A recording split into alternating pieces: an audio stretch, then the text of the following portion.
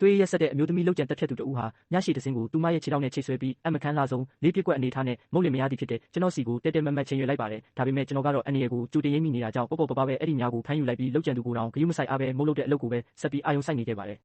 နောက်တစ်ခဏမှာတော့အမျိုးသမီးတစ်ယောက်ဟာကျွန်တော်ရင်ခွင်ထဲကိုတမင်တက်တိုးဝင်လဲကျလာပြီးကျွန်တော်ရဲ့ဂိုင်းတစိတ်တုံးကိုခိုးယူသွားခဲ့ပါတယ်သူမကတော့သူမရဲ့အကွက်ဟာအပြစ်ပြောစရာမရှိအောင်ပြည့်စုံတယ်လို့ထင်နေရှာပေမဲ့ကျွန်တော်ကတော့သူမရဲ့ပြည့်ရယ်ကိုဟိုးကလေးကရိပ်မိပြီးသားပါအဲ့ဒီနောက်ကျွန်တော်ကလက်ဖြောက်တစ်ချက်တီးလိုက်ပြီးအဲ့ဒီအချိန်အတော်တွင်းမှာတင်အချိန်ကိုခိတ္တရက်တန်းလိုက်ပါတယ်ပြီးတော့ကျွန်တော်ရဲ့ဂိုင်းတစိတ်တုံးကိုပြန်လဲသိမ်းဆီးလိုက်ပါတယ်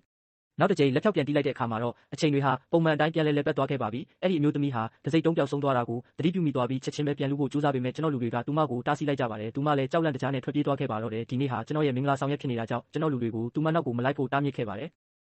အဲ့ဒီနောက်မှာတော့ကျွန်တော်ဟာစုပ်ပြတ်တက်နေတဲ့ကားလေးတစ်စီးကိုမောင်းပြီးသူတို့သမီးကိုတွားကြိုခဲ့ပေမဲ့ရောက်ခါမလောင်းရဲ့လှောင်ပြောင်ခြင်းကိုပဲခံခဲ့ရပါတယ်အဲ့ဒီအချိန်မှာတင်ဝေးလံတဲ့နေရာကနေစိန်ခံကားအစီးပေါင်းများစွာမောင်းနှင်ဝင်ရောက်လာခဲ့ပါတယ်ပတ်စံချမ်းသာတဲ့လူငယ်တစ်ယောက်ဟာပန်းစီတစ်စီးကိုကင်ဆောင်ပြီးကားပေါ်ကဆင်းလာခဲ့ကအဲ့ဒီအမျိုးသမီးကိုလက်ထပ်ဖို့အတွက်ငွေကြေးအမြောက်များကိုယူဆောင်လာခဲ့ပါတယ်လူတိုင်းဟာအံ့အားသင့်သွားကြပြီးသူတို့နှစ်ယောက်ဟာတကယ်ကိုချစ်နေကြတာပဲလို့ယုံကြည်သွားကြ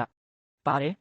ကျွန်တော်ဒေါသတကြီးနဲ့အဲ့ဒီတထေးသားလူငယ်ကိုချက်ချင်းပဲအော်ဟစ်ဆဲဆိုလိုက်ပေမဲ့သူကတော့ဒေါ်လာ300သူညကိုလေထဲကိုကျဲချလိုက်ပြီးကျွန်တော်ကိုမုန်းလင်မရသည်တက်တာဖြစ်ပြီးအမျိုးသမီးတစ်ယောက်ကိုပျော်ရွှင်အောင်မထားနိုင်တဲ့ကောင်ဆိုပြီးလူပုံအလဲမှာအဆက်ခွဲလောင်ပြောင်ပါတော့တယ်လူအုပ်ကြီးကလည်းထောက်ခံတဲ့အနေနဲ့ခေါင်းငိမ့်ကြပြီးအဲ့ဒီအမျိုးသမီးကလည်းဘာမှတွန့်ဆုတ်မနေပဲပတ်စံကြောက်အဲ့ဒီတထေးသားကိုပဲရွေးချယ်သွားခဲ့ပါတယ်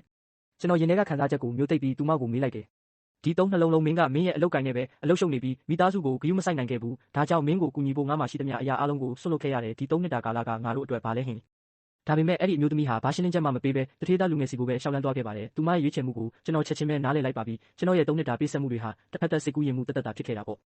ကျွန်တော်အမေကဒါကိုမြင်တော့အဲ့ဒီအမျိုးသမီးကိုအကျိုးအကြောင်းတွေးတောဖို့တောင်းပန်ခဲ့ပြီးသူမဘာပဲတောင်းဆိုကျွန်တော်တို့အစွမ်းကုန်ဖြည့်ဆည်းပေးပါမယ်လို့ကတိပေးခဲ့ပါတယ်ဒါပေမဲ့အဲ့ဒီအမျိုးသမီးရဲ့အမေကတော့တထေးသားရဲ့စီးစိမ်တွေထဲမှာလုံးလုံးလျားလျားနှိမ့်မွန်းနေပြီးကျွန်တော်အမေကိုရိုက်နှက်လိုက်တဲ့အပြင်ကျွန်တော်ကိုလည်းသူမသမီးနဲ့မတန်မရတဲ့အရှုံးသမားတစ်ယောက်ဖြစ်ပျော်ပျော်ပါးပါးကြီးလှောင်ပြောင်တရောခဲ့ပါတယ်ကျွန်တော်တကယ်ကိုဒေါသဥပကွဲသွားခဲ့ပါပြီသူတို့ကကျွန်တော်တယောက်တည်းကိုပဲစော်ကားခဲ့မယ်ဆိုရင်ကျွန်တော်ဂရုစိုက်မှာမဟုတ်ပေမဲ့အခုတော့ကျွန်တော်အမေကိုနာကျင်အောင်လုပ်ခဲ့ကြပြီလေတထေးသားတယောက်ကိုကတ်တွယ်မိယုံနဲ့မိမိကိုအနိုင်ရသူတွေဖြစ်ဘဝင်မြင့်နေကြတဲ့သူတို့ကိုကြည့်ရင်းနဲ့အဲ့ဒီအမျိုးသမီးနဲ့သူမမိသားစုရဲ့ရုပ်မှန်ကိုကျွန်တော်နောက်ဆုံးတော့အသက်သိလိုက်ရပါပြီ